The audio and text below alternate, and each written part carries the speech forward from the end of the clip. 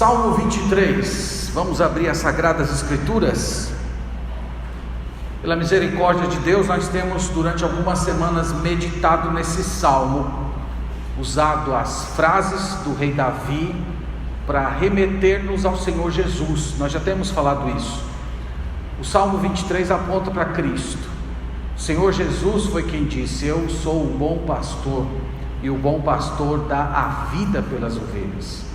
Então, quando nós olhamos o salmista falando sobre o fato do Senhor Jesus ser o pastor dele, e que por conta disso nada lhe falta, nós podemos recordar que o Senhor Jesus fez essa promessa para a gente.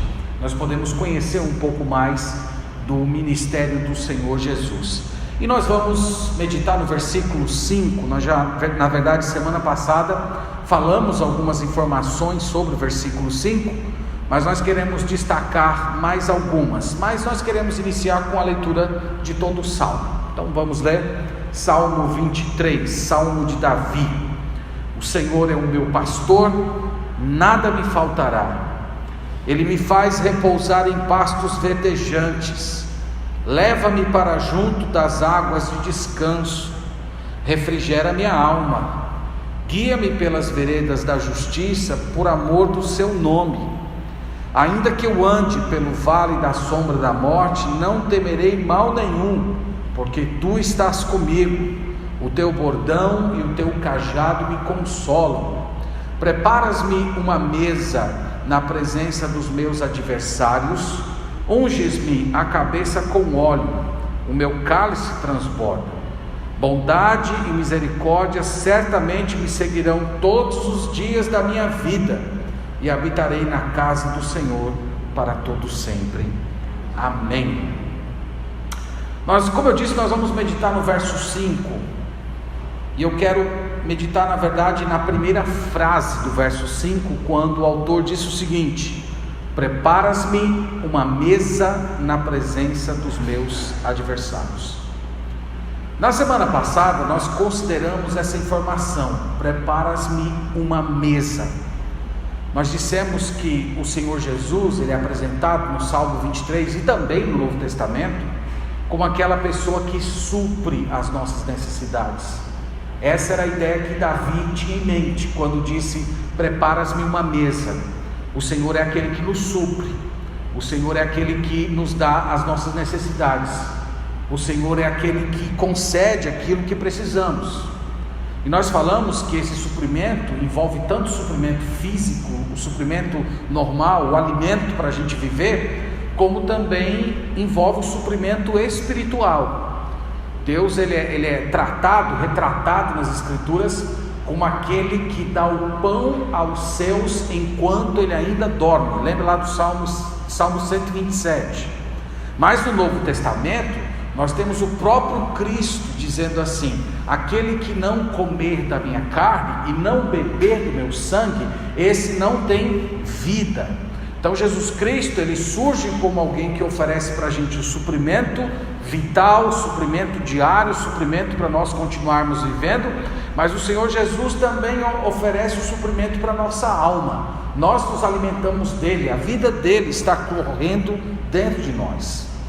Só que o salmista, irmãos, continua dizendo que nós não precisamos apenas de suprimento, nós não precisamos apenas de uma mesa. Ele diz: nós precisamos de uma mesa na presença dos nossos adversários. Em outras palavras, nós precisamos de proteção. A ideia aqui é que Deus nos prepara um banquete perante os nossos inimigos. Deus prepara a mesa farta diante da oposição. Deus nos dá condições de desfrutar de uma bela alimentação espiritual, mesmo nós estando cercados por muitos inimigos. Para Davi, que foi um pastor do Oriente, essa ideia, irmãos, era uma ideia muito forte. O pastor, ele sempre tinha que levar o seu rebanho para um lugar em que tivesse pastos verdejantes. Mas vocês lembram que um pastor sempre estava cercado de muitos inimigos. As ovelhas estavam cercadas de inimigos. Elas tinham os lobos, Elas tinham animais peçonhentos, como cobras, por exemplo, que poderiam atacar uma das ovelhas a qualquer momento. Então o pastor, além de prover o alimento, ele precisava proteger as ovelhas, para que as ovelhas tivessem condição de se alimentar sem serem atacadas pelos muitos predadores que ali existiam. Então é essa ideia que Davi está emprestando para falar o Salmo 23. O Salmo 23 está apresentando para a gente aqui o ministério do Senhor Jesus. Quem é o Senhor Jesus? O Senhor Jesus é aquele que nos provê das necessidades, mas mais do que isso, o Senhor Jesus é aquele que nos dá refúgio. O Senhor Jesus é aquele que nos protege. O Senhor Jesus é aquele que nos dá condições de desfrutar as bênçãos espirituais que Ele mesmo proporciona, sem nós sermos destruídos. Essa é a mensagem do Salmo. Irmãos, isso não é uma coisa maravilhosa? Não é maravilhoso a gente viver num mundo, mesmo cercado de tantos inimigos? A Bíblia diz que o diabo é como um leão que está rugindo ao nosso redor. É maravilhoso a gente viver em um mundo em que estamos cercados de muitos inimigos, mas nós temos um Salvador todo-poderoso que está nos protegendo a cada instante. Ele prepara uma mesa abundante, mas Ele também é o guarda onipotente que está cuidando de nós enquanto nós estamos nos alimentando. Esse é o nosso pastor. Irmãos, nós temos muitos inimigos ao nosso redor. Um dos grandes inimigos que nós temos é o próprio pecado. Todos os dias nós somos expostos a tentações horríveis, tentações constantes. E o que o salmista está dizendo aqui é que o Senhor Jesus Cristo é a resposta e o refúgio para cada uma dessas tentações. O coração do ser humano é assediado pelo pecado todos os dias. Esse mesmo pecado que destruiu a criação, esse mesmo pecado que arruinou o universo, que tornou todas as coisas caídas, ele continua cercando o nosso coração. Sempre há dentro de nós uma tendência em querermos repetir o mesmo erro que foi cometido pelos nossos pais no Éden: colocar a nossa vontade antes da vontade de Deus, dizer sim para os nossos desejos errados em vez de dizer sim para a vontade do Senhor. Nós vivemos num mundo assim, e nós podemos lembrar que o pecado está por trás de todos os males que existem nesse mundo: os males morais, os males espirituais, divórcio, suicídio, criminalidade, guerras, imoralidade. Tudo isso tem o pecado por trás, tentações que nós estamos dispostos e expostos a todos os dias. Mas aqui nós temos o nosso Supremo Pastor, o Supremo Pastor que nos protege, o Supremo Pastor que nos protege não só dos inimigos de fora, como o diabo e o mundo, mas o Supremo Pastor que nos protege de nós mesmos, que nos protege das nossas inclinações. Tem uma passagem que é muito gloriosa para a gente refletir, que soma muito com isso que nós estamos dizendo. Está em Romanos capítulo 6, versículo 14. Eu acho que essa passagem ela lança um pouco de luz ao que nós estamos tentando dizer hoje. Romanos capítulo 6, versículo 14. Veja que passagem maravilhosa. O apóstolo Paulo aqui escrevendo aos nossos irmãos que viviam em Roma. Você que já leu, já estudou um pouquinho de história, sabe que Roma era uma sociedade tremendamente imoral, violenta, arrogante, uma sociedade maléfica. Se você acha que o nosso mundo hoje é um mundo ruim, se você acha que o Brasil está terrível, é porque você não conhece Roma. Você precisa conhecer Roma. Se você conhecer um pouquinho Roma, você vai glorificar mais a Deus pelo nosso país. E são para essas pessoas cercadas de maldade, de tudo aquilo que não presta, que o apóstolo Paulo escreveu as seguintes palavras no verso 14: porque o pecado não terá domínio sobre vós, pois não estáis debaixo da lei, e sim da graça. O pecado não terá domínio sobre vós, é o que Paulo está dizendo. Irmãos, a Bíblia retrata o ser humano como um escravo. Alguém que não foi convertido ao Senhor é retratado nas Escrituras como sendo alguém que está algemado pelo mal. João 8,34, o Senhor Jesus falou isso: aquele que nasceu no pecado é escravo do pecado. E o que o apóstolo Paulo está dizendo aqui é que todos aqueles que foram salvos, lavados pelo sangue do Senhor Jesus Cristo, todas essas pessoas tiveram essas amarras, essas algemas quebradas. E é por isso que hoje nós não somos mais escravos do pecado. E como é que a gente pode obter essa vitória na vida prática? Já que Cristo veio e me libertou, como é que eu posso ser liberto dia a dia, dizendo não, sendo protegido por Cristo das tentações? A chave está no versículo 11, quando ele diz assim, em Romanos 6: assim também vós considerai-vos mortos para o pecado, mas vivos para Deus em Cristo Jesus. A palavra-chave desse versículo aqui é considerai-vos. Se considerem mortos. Ele está dizendo assim que Deus considera que quando Cristo morreu, eu morri também. A morte de Cristo é a minha morte. Quando Cristo ressuscitou, eu também ressurgi. E quem foi que morreu quando eu morri? Ele diz no versículo 6, sabendo isto, que foi crucificado com ele o velho homem. Quem é esse velho homem aí? É um homem de 95 anos? Não, esse velho homem sou eu mesmo. São as minhas paixões, as minhas inclinações, os meus desejos. E ele diz: se considerem como Deus considera você. Quando Deus olha para mim, Ele vê alguém que morreu. E Paulo está dizendo: se considere morto também. Se considere morto para o seu pecado. Se considere morto para os seus acessos de ira. Se considere morto para a sua raiva. Se considere morto para os seus desejos. Se considere como Deus te considera.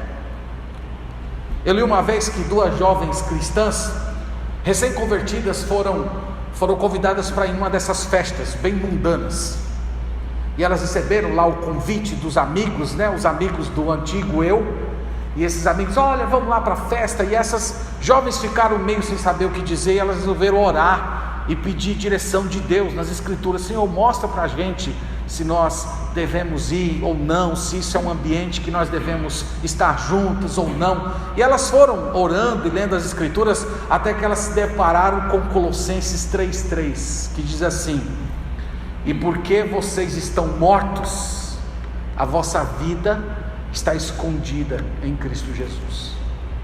Elas mandaram um bilhete para as amigas que convidaram, dizendo o seguinte: lamentamos, não podemos ir à festa, estamos mortas. Elas entenderam o versículo. Elas se consideraram mortas para aquele lugar. Elas morreram para aquilo. E é essa mesma dinâmica que nós somos chamados, irmãos. Imagina quando você tem um acesso de ira, que o velho eu quer ressuscitar dentro de você, falar coisas, dizer coisas, exigir coisas. É hora de você olhar e dizer para si mesmo: eu morri para isso. Eu morri, agora dentro de mim é alegria, amor, paz, bondade, perdão. Quando vem um pensamento torto, um pensamento que não louva ao Senhor, um desejo maligno, você diz: eu morri para isso. Eu não existo mais para esse tipo de coisa. Paulo diz: considerai-vos mortos para o pecado e vivos para com Deus. Sabe o que significa ser vivos para com Deus? Significa ser habilitados para o bem. Então Paulo está chamando a gente aqui nas seguintes palavras: se considerem como Deus considera vocês. Olhem para vocês como Deus olha para vocês. Deus olha para dentro da igreja e Ele vê pessoas mortas para o pecado e ressuscitadas para com Deus. E nós precisamos nos ver assim também. Então, meus irmãos, é desse jeito que nós somos vitoriosos enquanto saboreamos a mesa. É desse jeito que nós somos protegidos. Aqui, voltando à ideia do salmista, onde ele diz que nos prepara uma mesa perante os nossos adversários. É assim que nós desfrutamos da mesa farta, é assim que nós nos apropriamos da bênção de Deus, nos considerando mortos em Cristo e ressurretos para uma vida nova, para uma vida diferente. Vamos lembrar disso, irmãos. Nós estamos cercados de muitos inimigos: o mundo, a nossa própria carne, o próprio diabo, forças espirituais que estão assediando a gente, mas nós podemos entregar tudo isso na mão do Senhor, descansar no cuidado do Supremo Pastor, sabendo que Ele está zelando por nós enquanto nós estamos vivendo o Evangelho para a glória do Senhor. Eu queria levar vocês para Isaías 33, 21. Eu estou começando a caminhar para as minhas conclusões, e eu queria salientar essa mesma ideia que eu estou tentando transmitir para os irmãos, só que agora com outra imagem. A imagem que o Davi usou foi a imagem do pastor que levou as ovelhas para se alimentar, e ele fica lá pastorando o rebanho. Existe esse verbo aqui, irmão Paulo? Pastorar as ovelhas existe, né? Então essa é a ideia. Mas aqui em Isaías 33, ele traz o mesmo conceito, só que com uma outra imagem, que é muito bela também. Então Isaías 33, verso 21, diz o seguinte: mas o Senhor ali nos será grandioso, fará as vezes de rios e correntes largas, barco nenhum de remo passará por eles, navio grande por eles não se navegará. Aqui Isaías, dirigido pelo Espírito Santo, está usando outra imagem. A imagem que não é mais do pastor cuidando das ovelhas, é a de um grande rio. Você já deve ter visto em filmes antigos, ou até em desenho animado aparece muito, que tem um castelo, e ao redor do castelo tem sempre o quê? Um grande rio, não é? Isso é uma imagem comum das cidades da antiguidade, cidades cercadas por rios, porque os rios serviam de proteção. Só que Jerusalém não tem rios, não tem. A Jerusalém fica no monte.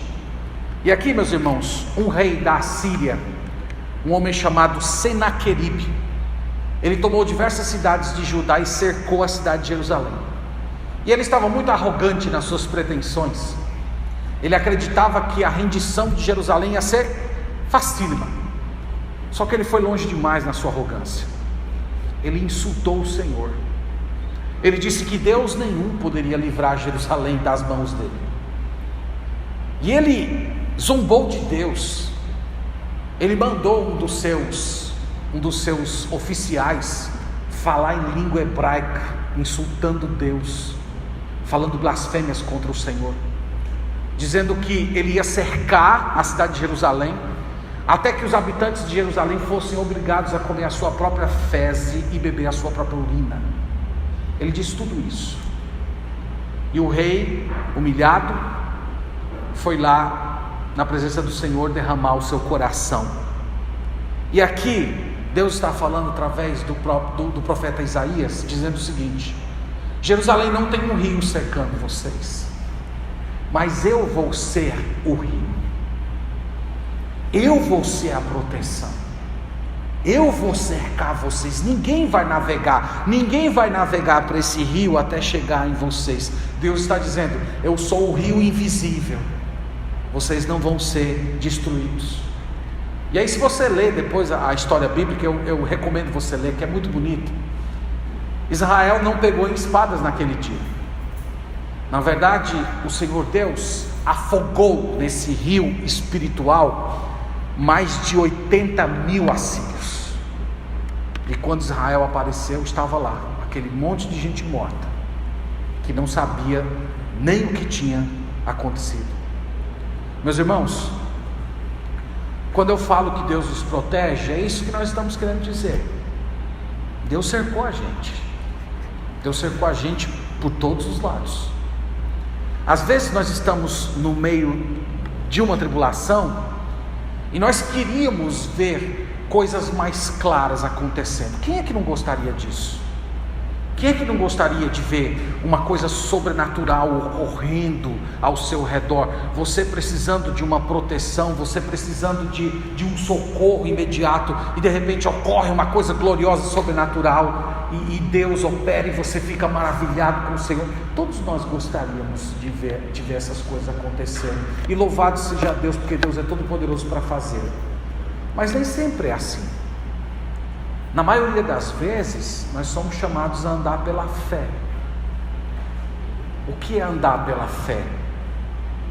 É você ter os pastos verdejantes que você pode se alimentar, mas você está vendo as serpentes, os lobos, os escorpiões, os ladrões. Você está vendo eles próximos, em tempo de te atacar, às vezes fazendo investidas contra você, e você não está vendo nada da parte do Senhor, mas no seu coração você dobra os seus joelhos no chão e diz assim: Senhor, eu não estou vendo, mas eu creio. Eu não estou vendo a tua provisão, mas eu sei que o Senhor é o meu rio invisível. O Senhor é o pastor que não vai deixar com que eu seja destruído. O Senhor é a pessoa maravilhosa que me protege. O Senhor é aquele que me cerca. Lembra de Davi falando isso no Salmo 51?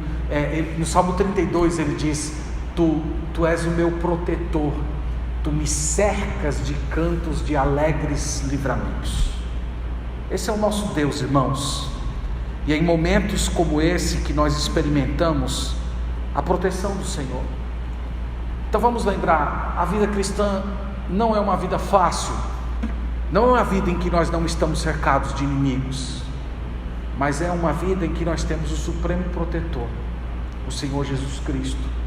Algumas vezes, irmãos, Ele vem com uma provisão sobrenatural, visível, que nós ficamos encantados. Outras vezes, Ele é o rio silencioso, Ele está cercando a gente. Nós não estamos percebendo, mas Ele está lá. Então é por isso que nós podemos afirmar como Davi afirmou: o Senhor é o meu pastor, nada me faltará. Não me faltará proteção, não me faltará cuidado, não me faltará guia, não me faltará alimento. O Senhor é o meu pastor, o Senhor é o nosso pastor. Esse é o nosso Jesus. Vamos glorificar o nome dEle. Amém.